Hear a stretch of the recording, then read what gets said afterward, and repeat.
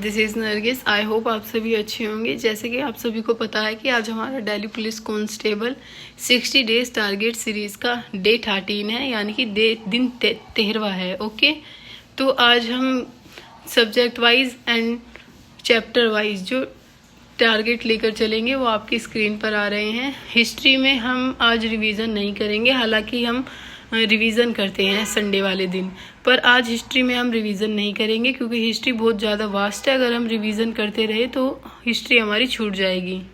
आपको नया चैप्टर भी लेके चलना है और इसके साथ रिवीजन भी करना है, ठीक है। हिस्ट्री में आज आप पुष्यभूति वंश करेंगे 2 घंटा। वहीं हम बात करते हैं पॉलिटी की, तो पॉलिटी में भी आज आप संघीय कार्यपालिका करेंगे 1 घंटा। इकोनॉमी में आज आप रिवीजन करेंगे, ज्योग्राफी का आज आप रिवीजन करेंगे, और इसी के साथ आप भारत के भौतिक स्वरूप के बारे में पढ़ेंगे। भारत का भौतिक स्वरूप, फिजिकल फीचर्स ऑफ इंडिया, ठीक है। और मैथ में आज आप जो चैप्टर करेंगे वो है हमारा प्रॉफिट एंड लॉस। रीजनिंग में आप रिवीजन करेंगे और कंप्यूटर में भी आप रिवीजन करेंगे। सबसे पहले हम बात करते हैं हमारी हिस्ट्री की। जैसे कि आपको पता है कि हिस्ट्री में आज हम पुष्यभूति वंश करेंगे, और पुष्यभूति वंश का दूसरा नाम हमारा वर्धन वंश है, और ये हमारे 6वीं से 7वीं शताब्दी के बीच में वो हुआ था उत्पन्न। और इसकी स्थापना किसने की थी? इसकी स्थापना पुष्यभूति ने की थी थानेश्वर में। अब जो थानेश्वर है, पहले उसका नाम थानेश्वर था, अब वो वर्तमान में हरियाणा है, ठीक है। तो ये क्वेश्चन पूछा जा सकता है कि वर्धन वंश की स्थापना किसने की, तो उसका नाम आएगा पुष्यभूति। और इसके इम्पोर्टेंट हमारे शासक कौन थे? इस वंश का सबसे प्रसिद्ध शासक हमारा कौन था? हर्षवर्धन था, ठीक है। 606 ईस्वी से 647 ईस्वी तक। हर्षवर्धन के शासन के बारे में आपसे पूछ सकते हैं। हर्षवर्धन ने अपनी राजधानी थानेश्वर से कन्नौज स्थानांतरित की थी। उसके शासनकाल में प्रसिद्ध चीनी यात्री हेनसांग भारत आए थे। हर्ष स्वयं एक महान विद्वान और नाटककार थे, जिन्होंने नागानंद, रत्नावली, प्रियदर्शिका नामक नाटकों की रचना की। ओवरऑल आपसे पूछ सकते हैं कि वर्धन वंश के सबसे प्रसिद्ध राजा कौन थे, तो वो हर्षवर्धन थे। और हर्षवर्धन और किस वर्धन वंश के राजा ने अपनी राजधानी थानेश्वर से कन्नौज स्थानांतरित की, तो वो हर्षवर्धन थे। ये भी पूछ सकते हैं कि हेनसांग किसके समय में आया था? हर्षवर्धन के समय में आया था। और ये भी पूछ सकते हैं कि नागानंद, रत्नावली, प्रियदर्शिका किसके नाटक है? वो हर्षवर्धन के नाटक हैं। अब बात करते हैं हर्षवर्धन की मृत्यु के बारे में।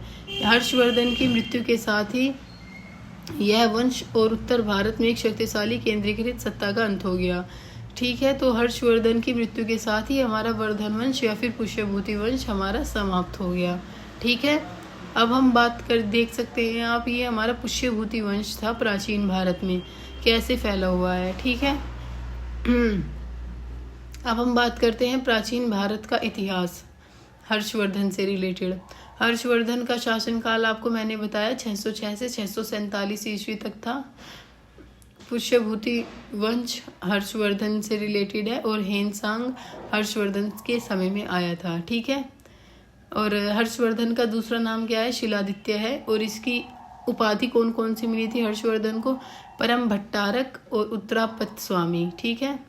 और एक और उपाधि मिली थी इसे, मगधराज की उपाधि, वो मिली थी 641 में, ठीक है। तो आप ये बातें करेंगे। अब हम बात करते हैं पॉलिटी की। जैसे कि आप पता है आज पॉलिटी में आप 1 घंटा संघीय कार्यपालिका पढ़ेंगे। रिवीजन करेंगे आप इसका।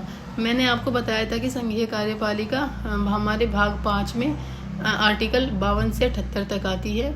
और संघीय कार्यपालिका में हमारे राष्ट्रपति, उपराष्ट्रपति, प्रधानमंत्री, मंत्रिपरिषद और महान्यायवादी शामिल होते हैं। और वहीं राष्ट्रपति संघीय कार्यपालिका क्या होता है? नाम मात्र मुखिया होता है, ठीक है। और प्रधानमंत्री और मंत्रिपरिषद सरकार के वास्तविक मुखिया होते हैं, और मंत्रिपरिषद के साथ मिलकर देश का शासन चलता है। मंत्रिपरिषद सामूहिक रूप से लोकसभा के प्रति हमारे उत्तरदायी होती है। तो आपसे क्वेश्चन पूछे जा सकते हैं कि हमारे मंत्रिपरिषद किसके प्रति उत्तरदायी होती है? आप जवाब देंगे लोकसभा के।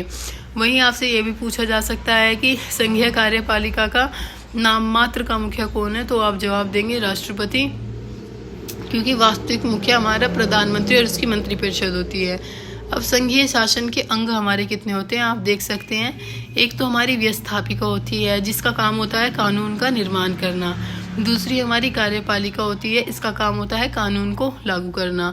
और तीसरी हमारी न्यायपालिका होती है, इसका होता है कि कानून के अनुसार न्याय करना। तो हमारे ये संघीय शासन के तीन स्ट्रक्चर होते हैं, ठीक है। अब हम बात करते हैं व्यवस्थापिका। व्यवस्थापिका जैसे कि मैंने आपको बताया, ये कानून का निर्माण करती है। और केंद्रीय व्यवस्थापिका हमारी संसद है, यानी कि हमारे कानून का निर्माण कौन करेगी, हमारी संसद करेगी। और संसद में हमारे कितने सदन होते हैं, 2, लोकसभा और राज्यसभा। तो हमारे कानून का निर्माण लोकसभा और राज्यसभा करेंगे, ठीक है।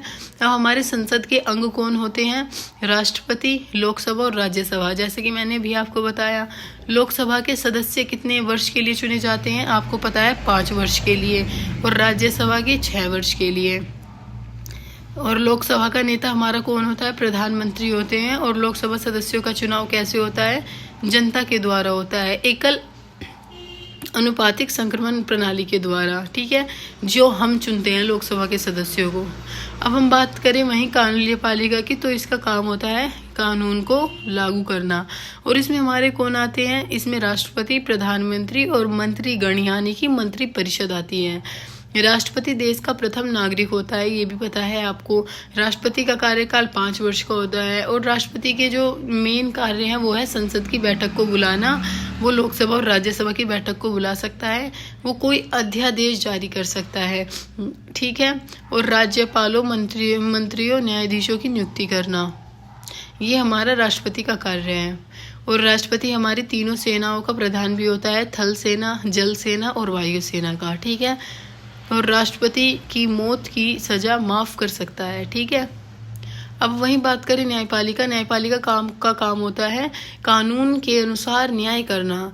और देश का सबसे बड़ा न्यायालय आप सभी को पता है उच्चतम न्यायालय या फिर सर्वोच्च न्यायालय है, जो कि हमारा न्यू दिल्ली में स्थित है। अब हम बात करते हैं न्यायपालिका के कार्य क्या हैं। इसका काम है कि संविधान के नियमों कानूनों की रक्षा करना, 2 राज्यों के बीच वाद विवाद पर फैसला करना और नागरिकों के अधिकारों की रक्षा करना, ठीक है। आपको ये आई होप समझ आ गया होगा। इसमें भी यही दिया हुआ है, सरकार के अंग, विधायिका या फिर व्यवस्थापिका, कार्यपालिका और न्यायपालिका, ठीक है। हमारे विधायिका के 2 होते हैं, विधायिका या फिर व्यवस्थापिका हमारी 2 स्ट्रक्चर होते हैं, केंद्र के लिए संसद, राज्य के लिए विधानमंडल। केंद्र की संसद में लोकसभा, राज्यसभा होती है, और राज्य के विधानमंडल में विधानसभा और विधान परिषद होती है।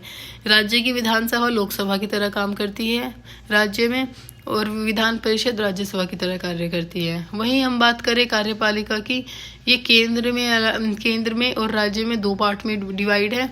केंद्र में राष्ट्रपति, उपराष्ट्रपति, प्रधानमंत्री और मंत्रिपरिषद आते हैं। वहीं राज्य में राज्यपाल, मुख्यमंत्री और मुख्यमंत्री की मंत्रिपरिषद काम करती है। जैसे कि हमारा केंद्र में सर्वोच्च न्यायालय होता है, जिसके चीफ हमारे CJI होते हैं, चीफ जस्टिस ऑफ इंडिया।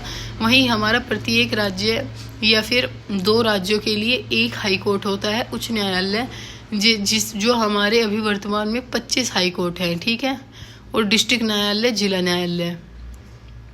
अब हम बात करते हैं भूगोल की। भूगोल आप 1 घंटा पढ़ेंगे, और इसमें आज आप भारत का भौतिक स्वरूप के बारे में पढ़ेंगे। भारत का भौतिक स्वरूप देश की विभिन्न भू आकृतियों को संदर्भित करता है। भारत को मुख्य रूप से निम्न भागों में बांटा गया है। जैसे कि आपको पता है, आप ओवरऑल अगर हमारे इंडिया को देखें, हमारे यहाँ पे विशाल मैदान भी हैं, जैसे कि उत्तर प्रदेश, राजस्थान। वहीं हम देखें तो हमारे यहाँ पे पर्वतीय क्षेत्र भी है, जैसे कि हिमालय श्रेणी, ठीक है। और हम देखें तो हमारे यहाँ पे प्रायद्वीपीय पठार भी है, यानी कि साउथ में अगर आप देखें प्रायद्वीपीय पठार हैं, ठीक है। अब हम बात करते हैं सबसे पहले पर्वतीय क्षेत्र के बारे में। हमारा जो हिमालय है वो 3 भागों में बटा है, महान हिमालय, मध्य हिमालय और शिवालिक हिमालय, ठीक है। वहीं हम मैदान की बात करें तो हमारा सिंधु का मैदान है, गंगा ब्रह्मपुत्र नदियों द्वारा बनाया गया उपजाऊ मैदान है। फिर हम प्रायद्वीपीय पठार की बात करें तो ये सबसे पुराना और स्थिर भूभाग है, जिसमें दक्कन का पठार और मध्य उच्च भूमि शामिल है। और हमारे तटीय क्षेत्रों में भी आते हैं, पूर्वी घाट आते हैं। तटीय क्षेत्र में जैसे कि हमारे तटीय क्षेत्रों इसमें आते हैं हमारे कोस्टल प्लेन्स, यानी कि गुजरात, हमारा महाराष्ट्र, इनके जो नहीं कि गुजरात, हमारा महाराष्ट्र, इनके जो तट है समुद्र के किनारे, उन्हें हम तटीय मैदान कहते हैं। और इसी तरह हमारे द्वीपीय समूह होते हैं, जैसे अंडमान निकोबार और द्वीप समूह, ये चारों ओर पानी से घिरे हुए हैं, इसलिए इन्हें द्वीपीय समूह कहते हैं। और लक्षद्वीप। फिर भारत का भौतिक स्वरूप आपको देखिए इस चार्ट में दिया हुआ है। सबसे ऊपर हमारा हिमालय पर्वत श्रृंखला है, फिर उसके बाद हमारा मैदान आ गया, फिर मरुस्थल भी है, फिर प्रायद्वीपीय पठार, जो इसमें रेड एरिया है वो हमारा प्रायद्वीपीय पठार है, ठीक है। फिर उसके बाद हमारा तटीय मैदान, जो ग्रीन हुआ है वो हमारा तटीय मैदान है, ठीक है। गुजरात, महाराष्ट्र, कर्नाटक, तमिलनाडु, केरला, उड़ीसा, ये सारे एरिया हमारे तटीय मैदान में आते हैं। अब देख सकते हैं आप, इसमें हमारी पर्वत चोटियाँ भी दी गई हैं, जैसे कंचनजंगा, नंगा पर्वत, अनाईमुड़ी भी है हमारा केरल में है और कर्नाटका में है, तमिलनाडु में है, केरल और तमिलनाडु में है। और आज जो आप मैथ में करेंगे वो है हमारा लाभ और हानि, प्रॉफिट एंड लॉस। आपको इसमें सीपी, कॉस्ट प्राइस, यानी कि क्रय मूल्य और विक्रय मूल्य के बारे में पढ़ना होगा। क्रय मूल्य हमारा वो होता है जिस मूल्य पर हम वस्तु खरीदते हैं। विक्रय मूल्य हमारा वो होता है जिस मूल्य पर हम वस्तु बेचते हैं। जैसे कि मैंने 100 रुपये की कोई घड़ी खरीदी, या फिर 100 रुपये की मैंने कुछ भी खरीद लिया, घड़ी मान लेते हैं, तो वो उसका क्रय मूल्य होगा 100, और वही मैं अगर 200 में बेच दूं तो वो उसका विक्रय मूल्य होगा 200, ठीक है। तो मुझे प्रॉफिट कितने का हुआ? 100 का हुआ। तो आप लाभ हानि के बारे में अच्छे से पढ़ेंगे। अब हम क्रय मूल्य निकाल, इसमें कुछ फॉर्मूलाज दिए हुए हैं, आप इन्हें अच्छे से देख लेंगे क्रय और विक्रय मूल्य के। अब हम बात करते हैं इकोनॉमी की। इकोनॉमी में आज आप रिवीजन करेंगे, और आज कंप्यूटर में भी आज आप रिवीजन करेंगे, और रीजनिंग में भी आज आप रिवीजन करेंगे। उम्मीद करती हूँ आपको ये वीडियो अच्छी लगी होगी। अगर आपको और भी कुछ सजेशन देना है तो आप कमेंट बॉक्स में मुझे बता सकते हैं। Keep working hard and keep hustling and makes your parents proud. अगर आप इसी तरीके